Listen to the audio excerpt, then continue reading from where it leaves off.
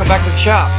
Hey, today we got an easy project. We're going to stick a brake controller in a 2004 Suburban. It should be relatively easy. I believe it's going to just plug in right underneath the dash, and we just have to check the plug on the back after we're done, make sure it's working. So unless something goes drastically wrong, this is going to be a short, quick video and an easy one for me to do, which I like an easy job because I sure have enough hard jobs come along here. So anyway, let's get this open and I'll show you a little bit about this thing. This is a 9030 Voyager Takancha brake controller, which I've used this for ever since I've been open. This is a great brake controller, and it's even went to being plug and ready, which it used to plug and play. It used to not to be that way. You used to have to hardwire it in. But anyway, we're going to use this adapter, or this harness. Plugs in under the dash, or on the floorboard, basically, and into the brake control. Makes it real simple installation, real quick and painless, and that's what we're going to do. So anyway, we got to do a few things. We don't need this. We'll put this in the vehicle. It's got the instructions. If you don't know how to operate one of these, you'll need that. This thing has got two controls. It's got a level function, but you change it based on how you position it in the vehicle, and this is your gain up here. When you're in there, you roll it forward for more braking action on the trailer and roll it back for less. The light should turn different colors depending on how much brake output there is. But like I said, I've put a lot of these brake controllers in, and I don't think I've ever had to replace one for going bad. Cut the zip strip off that. Anybody can do this. You just plug it together like that, and I'll show you where this plugs in there, the dash. One thing we do need to do is we need to pre-drill. Oh, yeah. There is one more thing in the box here that we do need, unless it didn't have it. Bag of screws.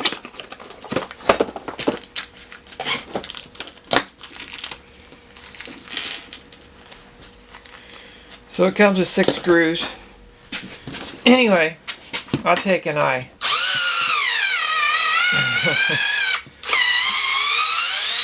Let's see if I have another battery. I'll run these up ahead of time because it makes it a lot easier when I'm in the vehicle to get them started.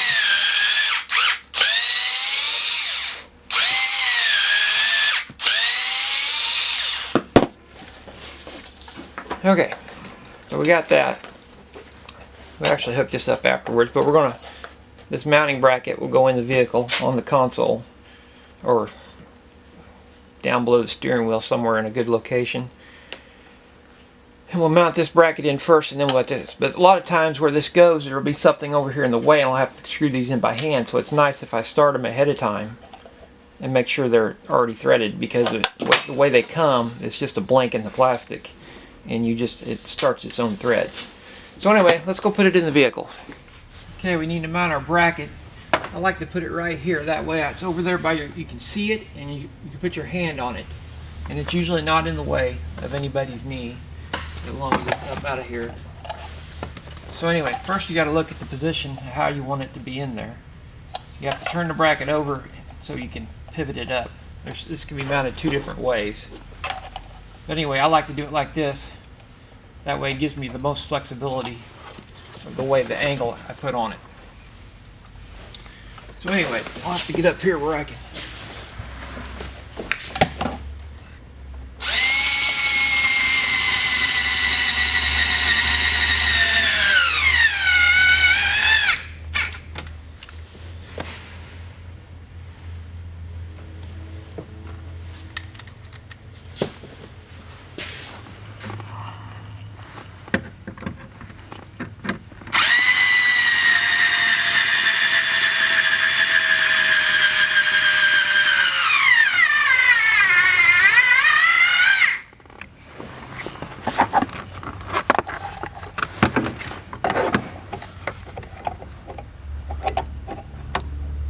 Okay, I'm having a little trouble seeing.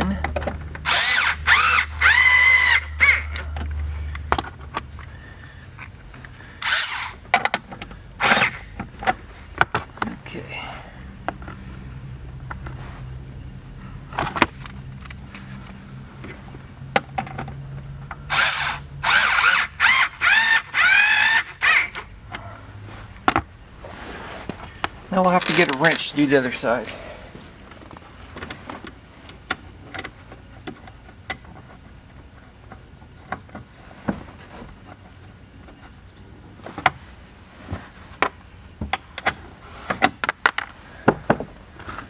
I may not have left myself enough room over here. That's why you always got to pre-start them, otherwise you have lots of trouble.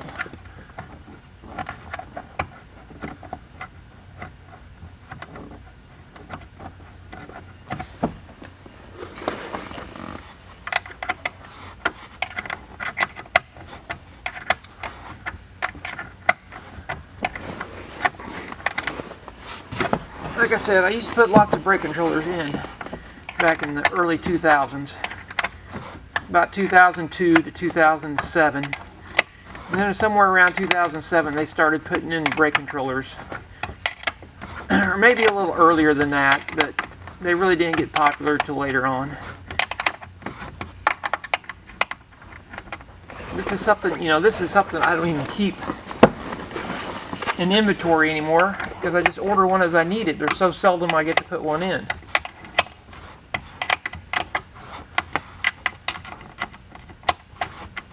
It's just a shame, because I actually think this brake controller here is better. I don't like the onboard brake controllers. I've had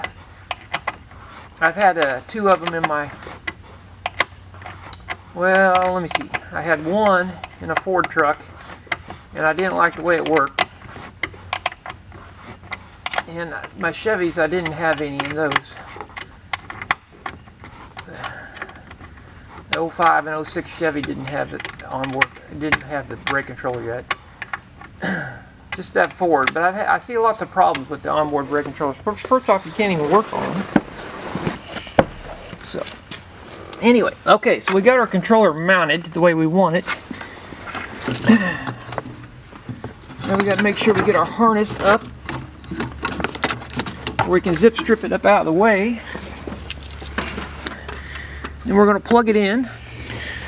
Okay, this box is on the driver's side, down by left behind the emergency brake. You have to take this off.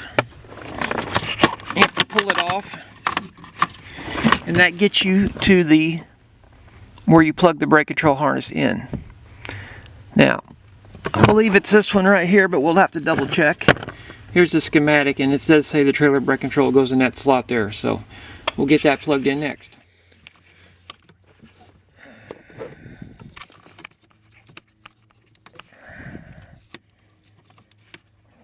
I don't want to plug in. What's the matter?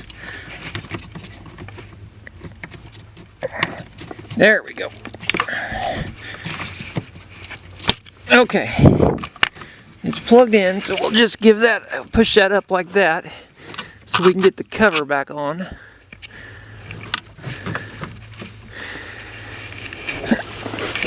Let's see if we can do that while we're down here.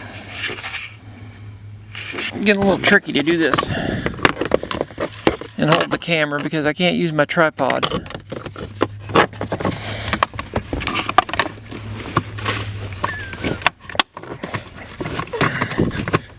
It just clips back on, and this thing here is supposed to screw on, but it doesn't really work like that. You just give it a push and it pushes right on there. Then you can tighten it up a little bit if you want. Okay, so that's it. I'll zip strip that up. We need to check it first though. Just need to zip strip up this harness in some fashion.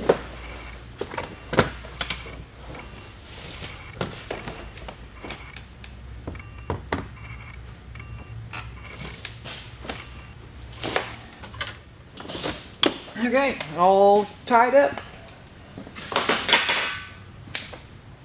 Okay, we need a tester plug. I'm going to plug into it with my tester. You can use a test light to do the same thing though. It's even got a diagram on the outside of the plug that tells you what's what. Anyway, we'll just plug in like right here. Okay, we know the brake control is working because the light come on. Anytime you have the trailer connected to the plug, this light will turn yellow, indicating it's on. We also know it come on because there's a faint light inside my tester. So when we slide the candle, it puts output. It even changed colors to orange. That means it's putting out some power. Plus, if you look here, it'll make that indicator.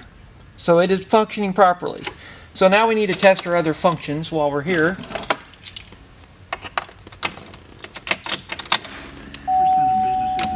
There's a left turn, a right turn.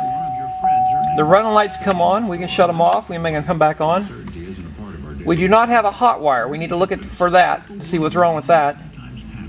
And we'll just check the...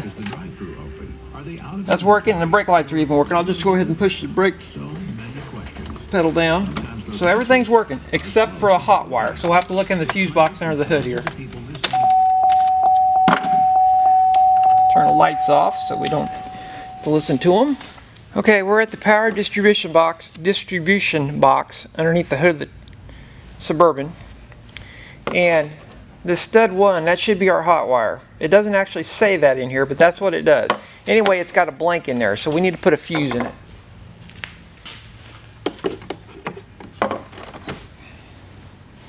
So that's just a blank. Anyway, it goes right in this slot right here where it says stud 1. Stud 1. That could be me. No. Anyway, it's in there. We'll put the cover back on there, like so. We'll check it. Here's how we know we did a good job. The light for the auxiliary wire is now on. That's just a hot wire that goes back there to charge a battery or whatever else you might need. Anyway, we just had to stick the fuse in, so that was an easy fix. Anyway, that's going to do it for this project. I hope you liked it, and if you did, I hope you subscribe to my channel.